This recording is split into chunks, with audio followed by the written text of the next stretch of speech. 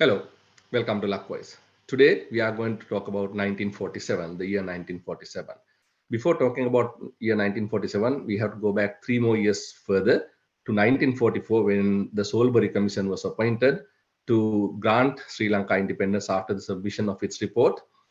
Under that Salisbury system's recommendation and under the Dominion independence system that we had, the first general election of Sri Lanka, those days called Ceylon, was held between 23rd of August 1947 and 20th of September 1947. Those days, the general election was held on across few days, as opposed to having the entire election on one day, which happens today. Now, the results of this election is interesting, and how the first government of Ceylon was established after the general election results is also interesting. If you look at the results of that election, the United National Party had 42 seats, or MPs. Sama Samaja Party had 10 MPs. Bolshevik Leninist Party had 5. All Ceylon Tamil Congress had 7. Ceylon Indian Congress had 6. Communist Party had 3. Labour Party had 1, and there were 21 independents. So altogether, there were 95 elected representatives elected on a riding basis, on electorate basis, under the first past the post system. In addition to those 95, the Governor General was to appoint 6 more MPs, which were to support the governing party. So altogether, the legislature would have 101 MPs, and the majority for the government would be 51 MPs. So clearly, none of the parties managed to get 51 MPs or even 48, which is 50% plus 1 out of the 95. So none of the parties had that commanding lead, the commanding majority. Because of that, the leader of the UNP, D.S. Senanayake, who had 42 MPs, was trying to cobble together an alliance to form the government. At the same time, an independent MP named Sri Nisanka had assembled a group of 42 MPs who were also aligned with him, that has the potential to have some kind of alliance to form a government. Now, it has to be said that although there were 21 independent MPs, due to the geopolitical situation in Sri Lanka those days, the vast majority of these 21 independent MPs were sort of leaning leftist politics. Now, the ground situation of Sri Lanka in 1947 was, it was a fertile ground for left-leaning, socialist-leaning politicians, primarily because of the popularity of the socialist-leaning leaders like N.M. Pereira and Dr. Colina de Silva, and the work they have done with the malaria eradication and also free education movement. So they had done some services, so they were popular. So because of that, Sri Nisanka was able to get together leftist parties and independent members, and also some the Ceylon Indian Congress, which was also aligned with the leftist parties, to come up with 42 MPs who could support a government. However, that still fell short of the 48 and 51.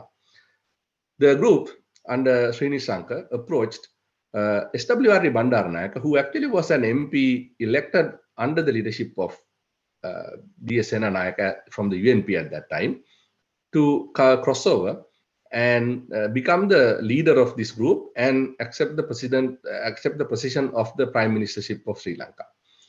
However, SWR Bandaranaike at that point declined that offer, saying that he is under the leadership of D.S. Senanayake, who is a senior statesman, and since D.S. Senanayake is at the helm of UNP and he's under him, he does not wish to defect the party and join the opposition group, and not the opposition, the 42 leftist MPs, and head that government. So he declined the offer.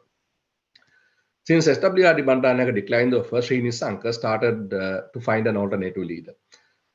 So there were prominent leaders like Philip Kunawardena, Dr. N.M. Pereira, Dr. Colina de Silva. So there were some candidates for the future leadership of Sri Lanka. So there were some very deep philosophical debates going on that 42-member group, primarily because at that time there was a philosophical division between the leftist parties of Sri Lanka on what kind of leftist policies Sri Lanka would take when they form the government. Could it be more like a Stalinist approach that was followed by the Soviet Union at that time. Oh, should it be more like a global oriented vision like the Trotskyism, what was espoused by Leon Trotsky? So there was a deep philosophical divide, and they were vehemently opposed on certain policies. So this struggle on the philosophy was going on, that 42-member group that Srini Sanka has assembled, while they were trying to find who's going to be the leader of that group. On the other hand, D.S. Senanayake had the same problem. He also has only 42 members, and he took an approach which is slightly different from that group. He tried to think practically. What should I do to get to 51? So what D.S. Senanayake did was he took a leap of faith, or maybe one would say take a risk. He went to the Governor General and said, I have the MPs to make the government. Please let me appoint the 6 member. Let me recommend the appointment of the 6 MPs. And the Governor General looked at the numbers and said, okay, if you think you can make the majority, I'll give you the 6 MPs. So they had a understanding that D.S. Senanayake would get the 6 MPs. So D.S. Senanayake's group has 42, so did Srini Sanka, but with the 6 MPs guaranteed from the Governor General, that 48, 43, 42 that D.S. Senanayake had would now go up to 48. And what D.S. Senanayake did next was he approached G.G. Ponnambalam of All Ceylon Tamil Congress, who had 7 MPs, and said, hey, I have 48 members. If you come, it will be 55. Would you like to join my government? And G.G. Ponnambalam accepted D.S. Senanayake's offer. So with that, D.S. Senanayake had G.G. Ponnambalam's 7, Governor General 6, his 42. He managed to cobble together an alliance of 55 MPs, and then subsequently some other independent MPs also joined him. So he was able to create a government with a healthy majority. So the story, learning from this story, what I feel is that had the group of Srini Sanka done the same that D.S. Senanayake did, they would have formed the first government of Sri Lanka. And that government would have been a kind of a left-leaning government. Might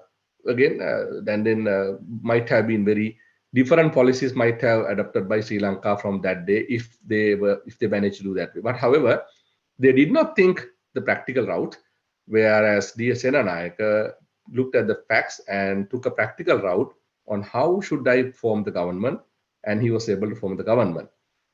So one would say, though, maybe in a sarcastic manner, that if the opposition group under Srini Sanka could not even think straight and get their priorities right and do the things like that and come up with the government, what could have happened if they actually formed the government?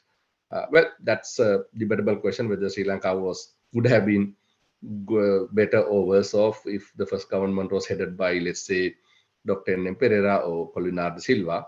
So that's a debatable question. But what I wanted to share is that this is a hidden, not really hidden, but not much talked about story about Sri Lanka's independence and how the governments are formed.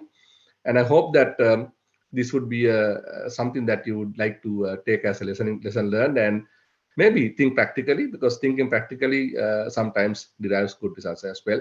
So, but I thought of sharing this interesting fact about Sri Lanka's history and the year 1947. Thank you.